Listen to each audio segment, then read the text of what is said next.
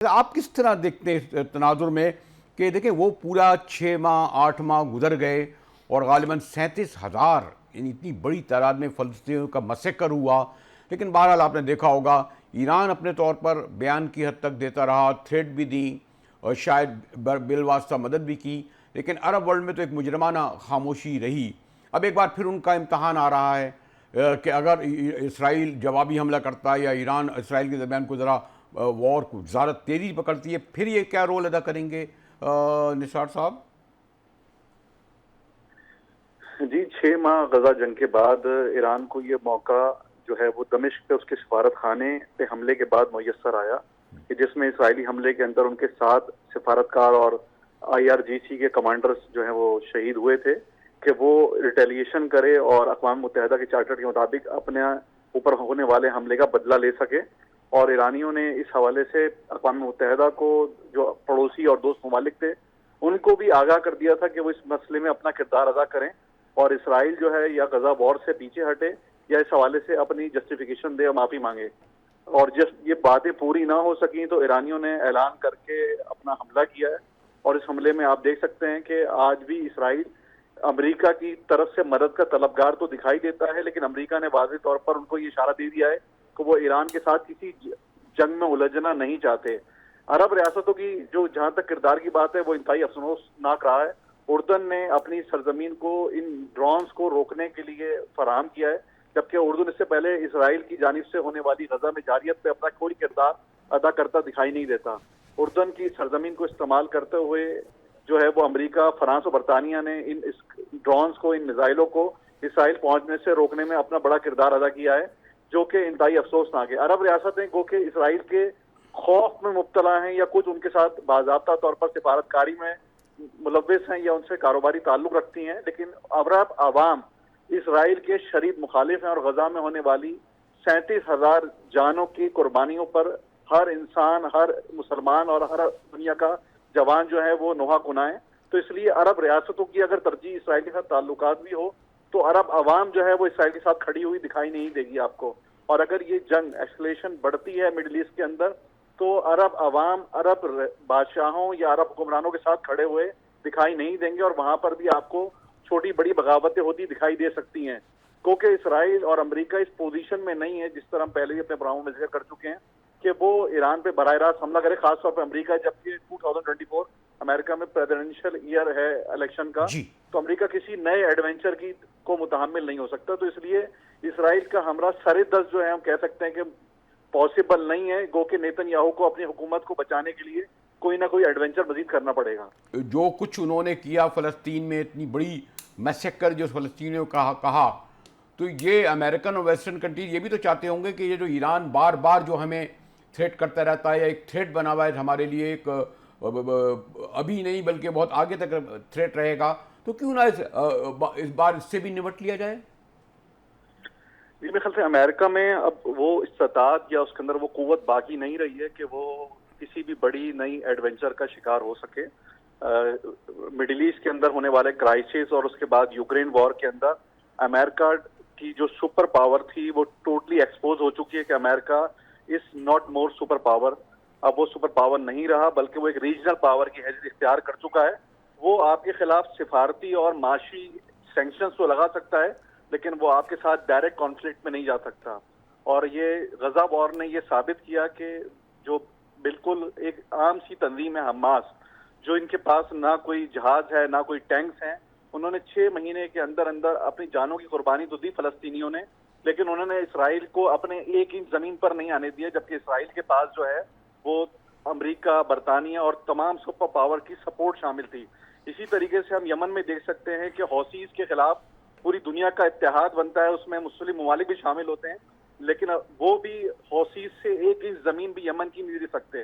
تو یہ جو ورلڈ پاور تھی، سو کالڈ یا ریجنل پاور تھی، وہ مڈل ایسٹ میں ایکسپوز ہو چکی ہیں۔ نہیں، لیکن زیادہ ایکسپوز تو ہو چکی ہیں، لیکن آپ بتائیے نا کہ کوئی 37,000 تعداد کم ہوتی ہے؟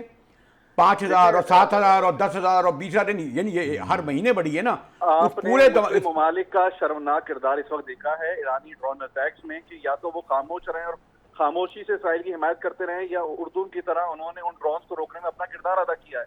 تو فلسطینی سرزمین جو کہ ہر طرف سے جو ہے اسرائیل کے محاصرے میں ہے، اس کے باوجود بھی حماس کی قیادت نے اور جہاد اسلامی کی قیادت نے وہاں پہ رہ کر ثابت کیا کہ وہ اپنی سرزمین پہ اسرائیل کو قابض ہونے نہیں دیں گے، چاہے جائے کہ تمام ریاستیں اس کے ساتھ ہیں۔ اور دوسری بات یہ کہ ایرانیوں نے جو یہ ڈرون اٹیک کیا ہے، جو میزائل اور اسکڈ میزائل اٹیک کیا ہے اور ان کے جو ایئر بیسز کو ٹارگٹ کیا ہے یا ان کے انٹیلیجنس ہیڈ کوارٹر کو ٹارگٹ کیا ہے، اس نے یہ ثابت کیا ہے کہ اسرائیل کی اس ریجن میں اب سپریمیسی باقی نہیں رہ سکتی۔ اسرائیل وہ سپر پاور نہیں ہے اس ریجن کی جو پہلے ہوتا تھا، جس کے مقابلے میں کوئی مسلم ملک، کوئی ملک کھڑا ہونے کے لیے تیار نہیں تھا۔ تو دیکھیں یہ جو تنظیمیں تھیں، حزب اللہ اور حماس نے اسرائیل کی رٹ کو نمبر آف ٹائم چیلنج کیا اور ثابت کیا کہ وہ اپنی جانیں تو دیں گے لیکن وہ اپنی سرزمین نہیں دیں گے۔ اس کے بعد ایک اسلامی ملک ایران نے بھی اسرائیل کی سپریمیسی کو چیلنج کر دیا ہے، اور 6 ماہ ہونے کے بعد نیتن یاہو کی حکومت اپنی بقا کی جنگ لڑ رہی ہے، اسرائیل کی بقا کی جنگ نہیں لڑ رہی ہے۔ وہ اس ٹھیک جنگ کو ہار ہے چکے ہیں۔ نثار صاحب، پریکٹیکلی بہرحال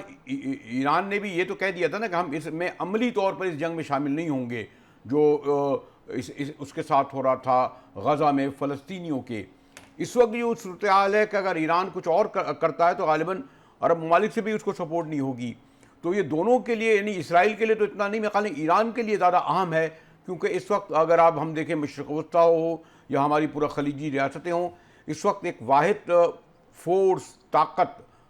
ایگریسو وہ ایرانی کی ہے۔ پاکستان کے تو اپنے مسائل اتنے ہیں، ہم لوگ انٹرنل مسائل میں پھنسے ہوئے ہیں، ہم لوگ اپنے معاشی مسائل میں پھنسے ہوئے ہیں، ہمیں وہ جو سپورٹ جو وعدے کیے گئے تھے وہ بھی نہیں ہیں، زیادہ وہی ہو رہے ہیں۔ تو اس وقت ایک ایرانی واحد ایک امید کی کرن ہے، لیکن اس کی بنیاد پر ہم یہ سمجھیں کہ یہ بہت بڑا فاتح ہو کر نکلے گا، یہ بھی تھوڑا سا زیادہ نہیں ہوگا کہ ہم زیادہ توقع کر رہے ہیں؟ جی دیکھیں، دنیا جس طرح سے امریکہ اور اس کے اتحادیوں کے چنگل میں ہے اقوام متحدہ، تو یہ ایرانیوں کے لیے آسان نہیں ہے کہ وہ کوئی ایگریشن کریں، بلکہ انہوں نے ریٹیلیشن کری ہے۔ اس جگہ پہ ہمیں سمجھنا چاہیے کہ انہوں نے اپنے 1 اپریل کے انسیڈنٹ کا جو ان کی ایمبیسی پہ اٹیک ہوا ہے، یعنی ان کی سوائل پہ اٹیک ہوا ہے، اس کا ریٹیلیشن کیا ہے۔ آپ اس میں کہہ سکتے ہیں کہ اس میں غزہ میں ہونے والے قتل عام کا غم و غصہ بھی شامل تھا، اور ایران کو یہ موقع اسرائیل نے فراہم کر دیا کہ وہ ایک طاقتور ریٹیلیشن کرے۔ اس سے پہلے ایران سے ایسوسیٹ جو تنظیمیں جو ان کو پراکسیز کہتے ہیں آپ، چاہے وہ حزب اللہ کی صورت میں ہو، چاہے وہ انصار اللہ یمن کی صورت میں ہو، چاہے وہ حشد الشعبی عراق کی صورت میں ہو، یا حماس اور جہاد اسلامی فلسطین کی صورت میں ہو، انہوں نے اسرائیل کو انگیج کر کے رکھا ہوا ہے اور اسرائیل کو مستقل ان کو مسائل کا سامنا ہے۔ کمرشل ایکٹیویٹیز جو ہے جو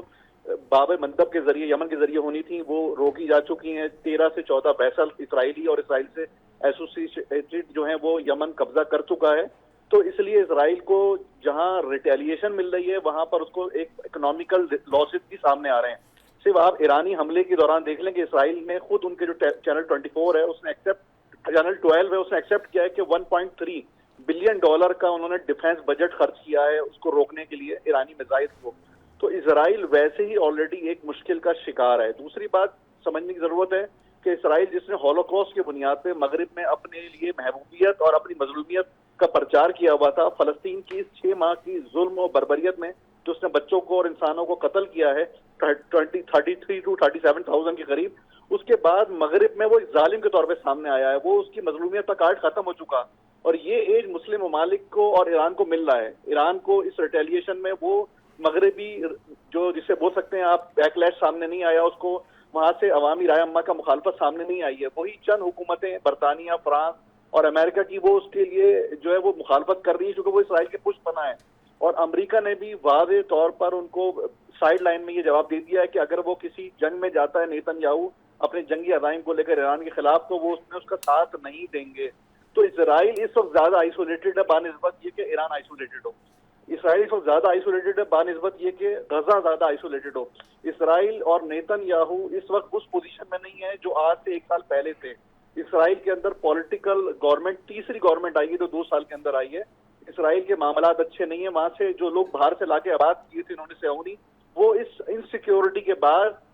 اسرائیل سے واپس اپنے پرانے ممالک میں جانا شروع ہو گئے ہیں۔ تو اسرائیل جس بنیاد پہ کھڑا ہوا تھا وہ بنیادیں اب اتنی مضبوط نہیں رہی ہیں، اور اگر اسرائیل نے دوبارہ ایران پہ حملہ کیا جس طرح کے ایرانیوں نے جواب دیا ہے، تو جو اب وہ اٹیک کریں گے بہت وہ سیویئر قسم کا ہوگا۔ یہ تو ایک آپ کہہ سکتے ہیں کہ ٹیکنیکل کنٹرول اٹیک تھا جو خاص جگہوں پہ کیا گیا، اس میں کسی عوامی آبادی کو نہیں چھیڑا گیا, کسی ہاسپٹلس کو, کسی ایئر بیس کو کے علاوہ کسی جگہ کو اٹیک نہیں کیا گیا,